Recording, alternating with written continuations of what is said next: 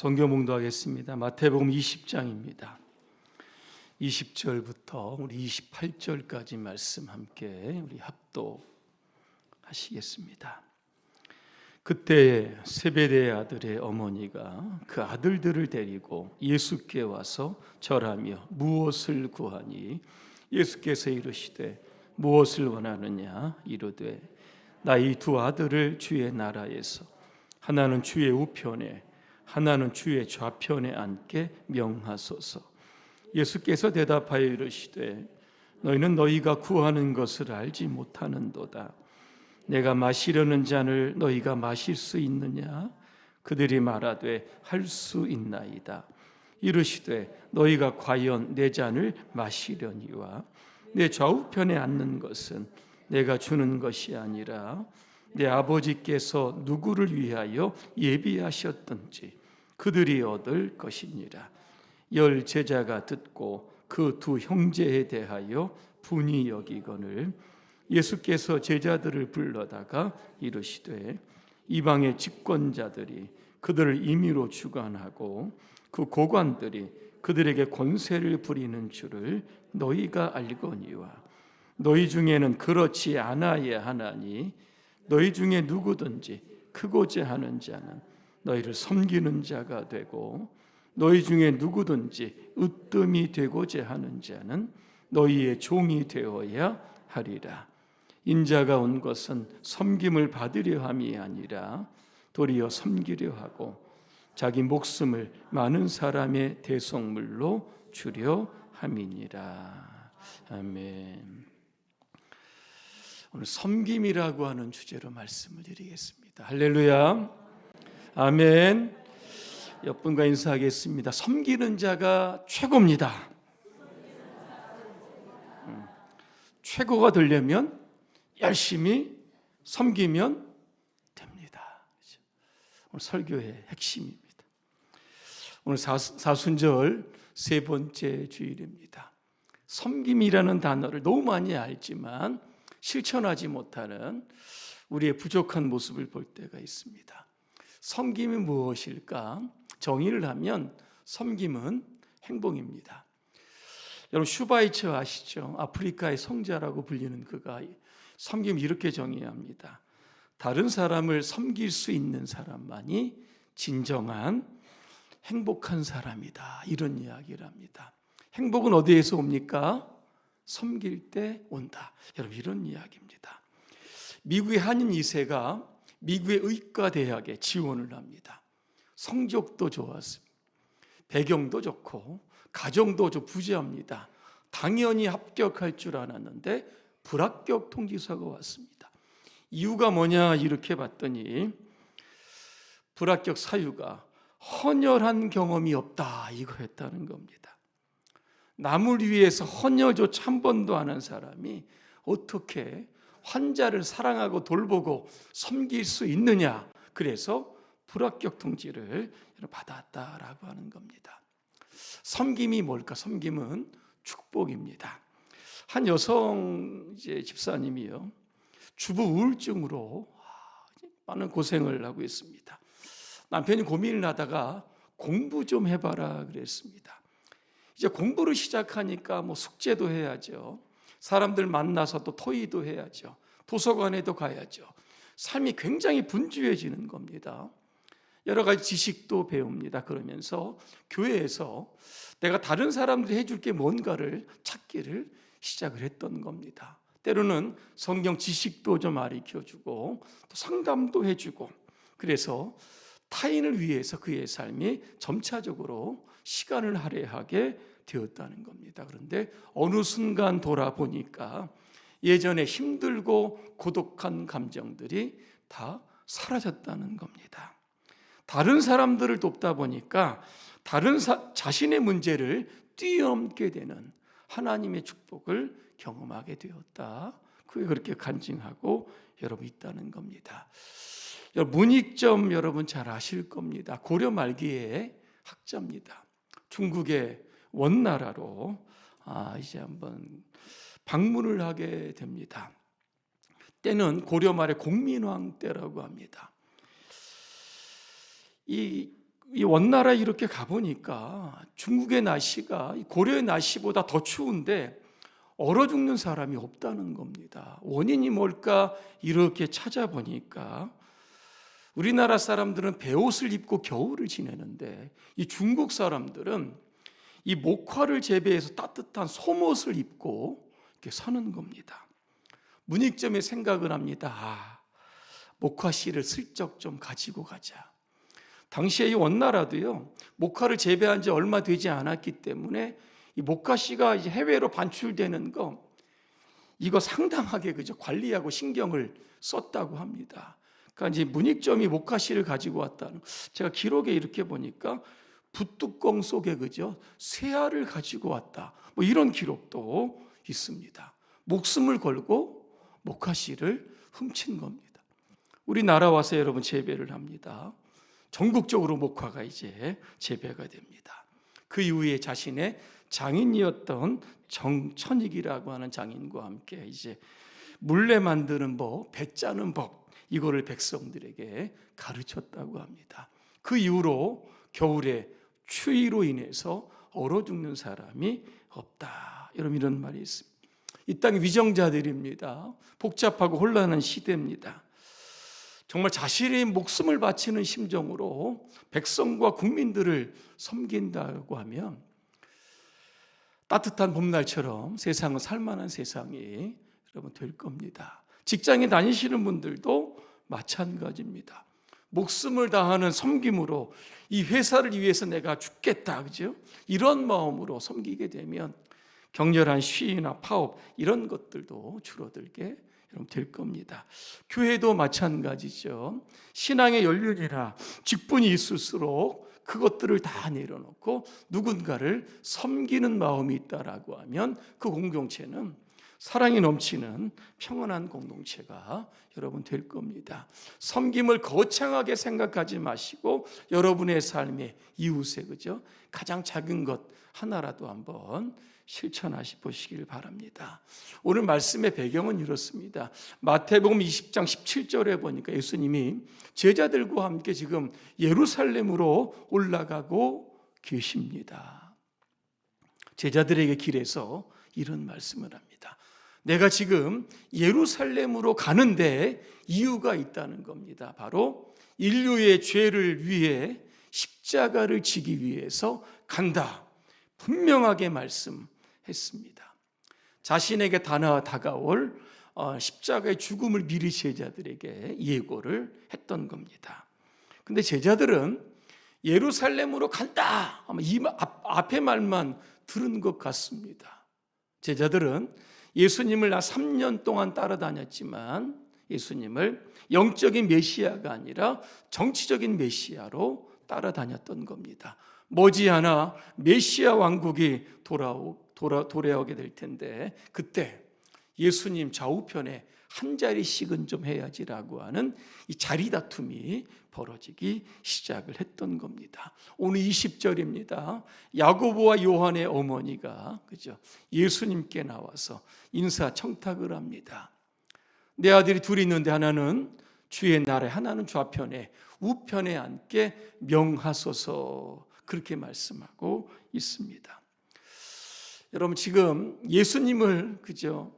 십자가에 죽으시러 가는데 이스라엘의 왕이 되신다라고 하는 생각들 때문에 지금 이러한 격차가 여러분 생긴 겁니다. 22절에 예수님 뭐라고 말씀합니까? 너희는 너희가 구하는 것을 알지 못한다. 그렇게 말씀하고 있습니다. 그럼 뭘 말씀합니까? 너희는 내가 마시려는 잔을 마실 수 있느냐? 그렇게 물어봅니다. 여기 잔이 나옵니다. 어쩐 잔입니까? 십자가의 고난의 잔이고 죽음의 잔입니다. 다시 말하면 너희도 나처럼 십자가에서 죽을 수 있느냐? 이렇게 물어본 겁니다. 그때 이 두 제자가 뭐라고 이야기합니까? 예, 마실 수 있습니다. 그랬습니다. 의미도 모르고 일단 대답부터 한 겁니다. 예수님 겟세마네 동산에서 기도하고 내려오십니다. 그리고 이른 새벽에 로마 군병들에 의해서 체포가 됩니다. 그때 12 제자들 여러분 어떻게 했습니까? 다 도망갔다. 성경은 기록하고 여러분 있었던 겁니다. 23절에 보니까 예수님께서 이런 말씀을 합니다. 정말로 너희는 나의 잔을 마실 것이다 그랬습니다. 나중에 예수님 십자가에 죽으시고 부활하시죠.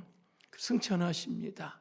그리고 오순절이 됩니다. 마가의 다락방에서 12제자와 함께한 120명의 성도들 기도하다가 성령을 받습니다. 이 중에 12제자가 있습니다. 여기에 야고보가 있습니다. 야고보는 12사도 중에 하나인데 가장 먼저 목베임을 당해서 순교했던 제자가 바로 오늘 야고보입니다. 예수님께서 말씀하셨던 것처럼 야고보도 고난의 잔을 마셨습니다. 요한이 나옵니다. 요한은 반모섬의 유배가 됩니다. 그죠? 끝까지 유배 생활을 하면서 하나님 주시는 계시를 받았었던 것이 여러분 요한 계시록입니다. 유배되어 있습니다. 그러면서 끝까지 고난과 핍박을 이겨냈던 사람이 역시 요한이었다라고 하는 겁니다. 그러면 이렇게 말씀합니다. 너희가 나의 잔을 마실 수 있지만 내 좌우편에 앉는 것은 내가 결정할 일이 아니라 하나님께서 결정하신다 그랬습니다. 성경에 보니까 그 자리는 내 아버지께서 정해 놓으신 사람들, 그죠? 이미 정해 놓으셨다는 겁니다. 그들이 누굽니까? 바로 섬기는 사람들입니다. 24절에 보니까 이런 얘기가 오고 갑니다. 10명의 제자가 굉장히 화가 났다는 겁니다. 왜 화가 났습니까? 10제자의 마음 가운데서도 높은 자리에 좀 앉으려고 하는 그런 권력에 대한 욕심이 있었기 때문입니다. 오늘 25절에 주님 말씀합니다. 이방 민족들의 통치자들은 백성을 마구 짓누르고 고관들은 백성들에게 권세, 세도를 부린다 그렇게 이야기합니다. 당시 유다를 다스렸던 분봉왕 헤롯이 여러분 있습니다. 헤롯 자기의 생일날 헤로디아의 딸이 춤을 춥니다. 그때 헤롯이 이야기합니다. 내게 원하는 게 뭐냐? 나라의 절반이라도 주겠다 그랬습니다. 그랬더니 헤로디아의 딸이 엄마에게 갑니다. 뭘 요구할까요? 그랬더니 세례 요한의 머리를 달라 그렇게 요구를 합니다. 당시 세례 요한은 사람들이 의롭게 여깁니다. 함부로 죽일 수 없는 사람이어서 헤롯도 고민하게 되지만 결국엔 어떻게 합니까? 자기가 이야기를 꺼냈으니까 결국에는 세례 요한이 죽게 되는 겁니다. 의롭지 않은 일, 그죠? 이게 의로운 일인데 자기의 권세, 명예, 권력, 왕이라고 하는 것들을 드러내기 위해서 얼마든지 악을 행할 수 있는 사람이 바로 높은 자리에 오르면 누구든지 이 일을 할 수 여러분 있다는 겁니다. 이게 바로 세상의 방식입니다. 그런데 오늘 26절에 보니까 뭐라고 말씀합니까? 너희끼리는 그래서는 절대로 안 된다 그렇게 말씀합니다. 하나님의 백성으로 하나님의 법으로 살아가는 사람들은 다르게 살아가야 된다 이런 말씀. 이 말씀을 이렇게 들여다보면 교회는 세상과 달라야 하는 겁니다. 세상에 수많은 모임들이 있습니다. 집단들도 있는데 교회는 다르게 여러분이 살아야 합니다. 온 성도들이 자신의 직분에 맞는 권리를 주장하지 말아야 합니다. 그래야 좋은 교회가 되는 겁니다. 먼저 은혜 받은 자로 복음의 빚진 자로 내가 주님을 위해서 무엇을 해야 될지 권리를 주장하기보다는 내가 먼저 해야 할 의무를 찾는 곳이 바로 교회인 줄로 믿습니다. 오늘 직분자의 의무가 뭐겠습니까? 헌금도 해야 하고 또 기도도 해야 되고 봉사도 해야 할 겁니다. 가장 중요한 것 중에 하나가 바로 아마 예배일 겁니다. 그러니까 성도일 때 주일 한 번 예배에 참여하는 것 누가 뭐라고 하지 않습니다. 그런데 직분을 다는 순간, 그죠? 사람 시선이 여러분 달라지는 겁니다. 모든 공예배가 있습니다. 또 금요기도회도 있고 새벽 기도회도 있는 겁니다. 왜 공예배에 여러분 참석해야 합니까? 직분자는 이유가 있습니다. 교회와 교인들과 나라와 민족들을 위해서, 그죠? 기도를 통해서 하나님께 부르짖어야 되고 섬겨야 하기 때문에 여러분 그런 겁니다. 그래서 교회 안에서 내가 누군데, 그죠? 이런 권리를 찾기보다는 반대로 내가 주님을 위해서 뭐를 좀 할 수 있을까, 이런 것들을 찾는 성도 되시길 바랍니다. 오늘 섬김이 뭘까? 오늘 저는 세 가지로 말씀을 드리려고 합니다. 섬김은 첫째로 크고자 하는 마음을 내려놓는 겁니다. 오늘 26절입니다. 너희 중에 누구든지 크고자 하는 자는 너희를 섬기는 자가 되라, 그렇게 말씀합니다. 섬김을 방해하는 요인이 바로 크고자 하는 마음. 크고자 하는 마음은 어떤 마음입니까? 자기 중심적인 마음입니다. 이기적인 마음입니다. 교만한 마음이고 사탄이 주는 마음입니다. 여러분, 천사 루시퍼가 왜 사탄이 되었습니까? 바로 하나님처럼 높아지려고 하는 마음이 그 안에 있었기 때문입니다. 이사야서 14장 12절부터 15절을 제가 한번 읽어드립니다. 너 아침의 아들 계명성이여, 어찌 그리 하늘에서 떨어졌으며 너 열국을 엎은 자여, 어찌 그리 땅에 찍혔는고. 내가 내 마음에 이르기를 내가 하늘에 올라 하나님의 뭇별 위에 내 자리를 높이리라. 내가 북극 지폐의 산 위에 앉으리라. 가장 높은 구름에 올라가 지극히 높은 이와 같아지리라 하는도다. 그러나 이제 내가 수월 곧 구덩이 맨 밑에 떨어짐을 당하리로다 그랬습니다. 계명성이 나오죠. 샛별입니다. 하늘에 여러분 떠 있는 샛별, 얼마나 여러분 아름답습니까? 천사의 계급 중에서 가장 높은 계급을 가졌던 그런 루시퍼였지만 하나님과 여러분 맞먹으려고 하다가는 결국 세상으로 쫓겨나게 되었던 겁니다. 여러분, 아담과 하와가 왜 죄를 지었을까? 궁금하지 않으십니까? 사탄의 유혹인데 하나님과 같이 되어진다, 그죠? 이런 욕심, 높은 자리를 탐하다가 결국은 여러분 에덴에서 쫓겨납니다. 창세기 3장 5절에 사탄이 이렇게 유혹합니다. 너희가 그것을 먹는 날에는 너희 눈이 밝아져 하나님같이 된다 그랬습니다. 사람이 하나님같이 된다, 그죠? 이거 얼마나 달콤한 유혹이겠습니까? 결국 여기에 넘어간 겁니다. 크고자 하는 마음은 자기 분수를 뛰어넘는 마음이고 자기 욕심의 가장 최고의 정점에 이른 마음이 바로 크고자 하는 마음. 이런 마음들을 내려놓아야 하는 겁니다. 이렇게 내려놓은 사람이 있습니다. 누굽니까? 세례 요한의 예를 좀 제가 한번 들어보겠습니다. 예수님께서 세례 요한을 칭찬하시는데 뭐라고 칭찬하시냐면 여자가 낳은 자 중에 가장 큰 자다, 이렇게 칭찬을 합니다. 뭐 어떤 근거로 그렇게 칭찬하셨을까? 이렇게 보니까 세례 요한의 사역을 이렇게 들여다보면 금방 알 수가 있습니다. 요한복음 1장에 보니까 예루살렘에서 내려왔던 유대의 종교 지도자들이 지금 세례 요한의 주변에 수많은 사람들이 운집을 하니까 물어보는 겁니다. 당신 도대체 누굽니까? 그렇게 물어봅니다. 당신이 예수입니까? 그리스도입니까? 이렇게 물어보죠. 그때 세례 요한이 뭐라고 이야기합니까? 나는 그리스도가 아닙니다. 나는 엘리야도 아닙니다. 나는 구약의 위대한 선지자도 아닙니다. 나는 주의 길을 곧게 하려고 광야에서 외치는 자의 소리입니다. 이렇게 이야기합니다.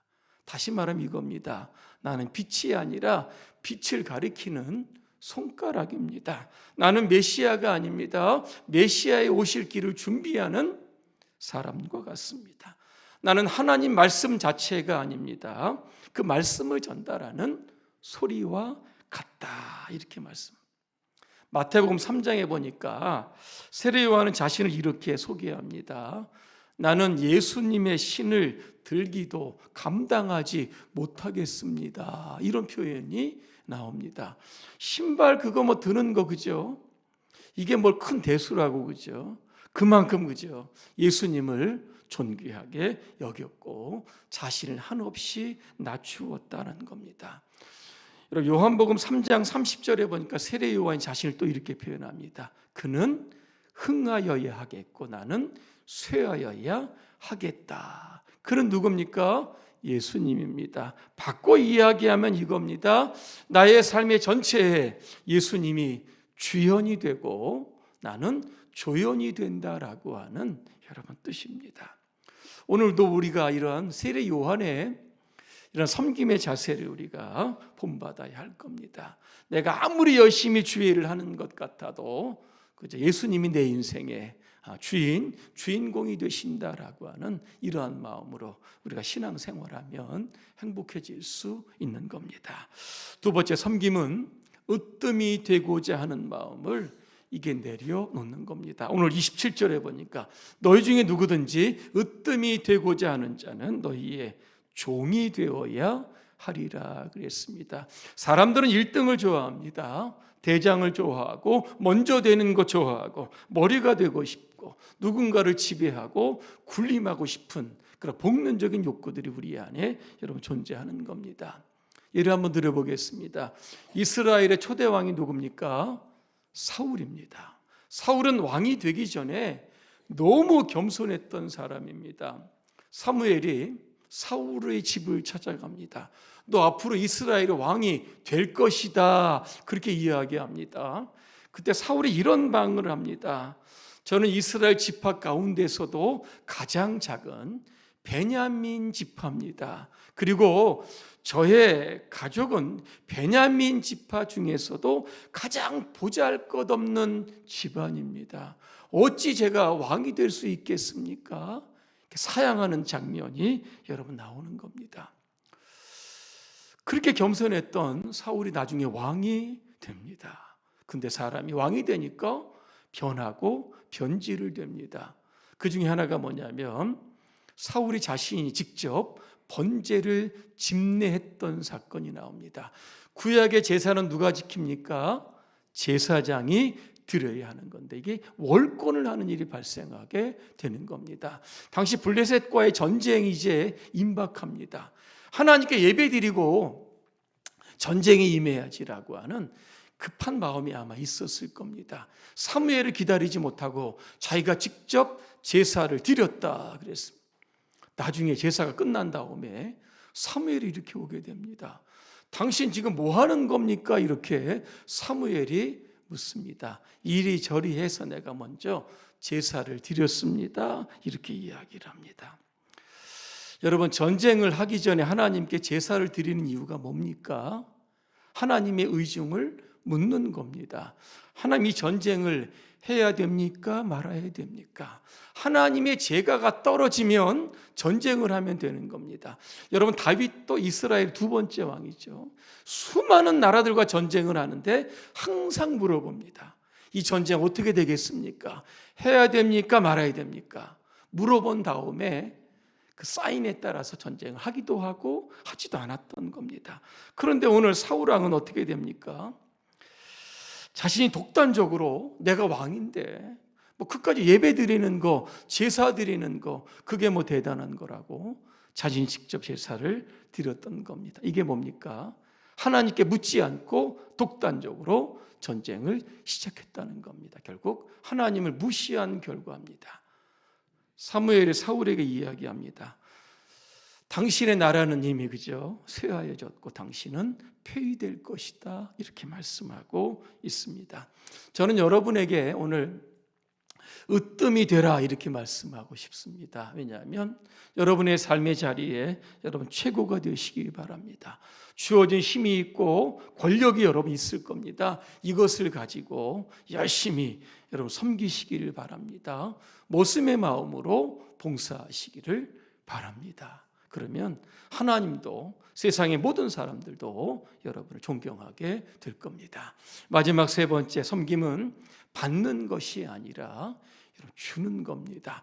오늘 28절에도 말씀하시죠. 예수님 이 땅에 오신 것 섬김 받으려고 온 것이 아니라 자기 목숨을 많은 사람의 대속물로 주기 위해서 오셨다는 겁니다. 섬김은 주는 겁니다. 빌립보서 2장 5절과 8절에 보니까 이런 말씀이 있습니다. 섬김은 자기를 비운다는 겁니다. 내가 아무것도 아니라는 겁니다. 예수님은 자신을 가리켜서 하늘의 영광을 버리고 오셨지만 나는 아무것도 아닙니다. 이렇게 얘기합니다. 그리고 예수님은 우리 인간과 똑같이 되셨습니다. 섬김이 뭘까? 다른 사람들과 똑같이 여러분 되는 겁니다. 그 인간의 죄 때문에 고민하고 고통하는 사람들, 직접 십자가에서 고통과 죽음을 경험하셨던 겁니다. 이게 바로 섬기는 겁니다. 요한복음 13장에 보니까 예수님께서 십자가에 달리시기 전에 다락방에서 세족식을 합니다. 그죠? 이때에서 이런 말씀을 합니다. 내가 너희의 주와 선생이 되어 너희 발을 씻겼는데 너희도 나처럼 이렇게 발을 씻기는 자가 되라 그랬습니다. 세상에 나가서 주인 행세하지 말고 선생 행세하지 말고 섬기는 자, 종이 되어서 나처럼 많은 사람들의 발을 씻어주는 것처럼 그러한 종의 모습으로 살아라 그렇게 말씀합니다. 어떤 분은 섬김을 이렇게 말씀합니다. 한 사람의 무게나 크기는 그가 소유하고 있는 종의 숫자에 달려있는 것이 아니라 그가 섬기는 사람들의 숫자에 달려있다 이렇게 이야기합니다. 어떤 분은 또 이렇게 말합니다. 그 사람이 아무리 많은 재능과 위대한 재능을 가져 있을지라도 그 재능이 그 사람을 위대하게 하는 것이 아니라 그 재능을 다른 사람들 위하여 사용할 때 그 사람이 위대하게 된다 그랬습니다. 결론입니다. 사순절 여러분 기간입니다.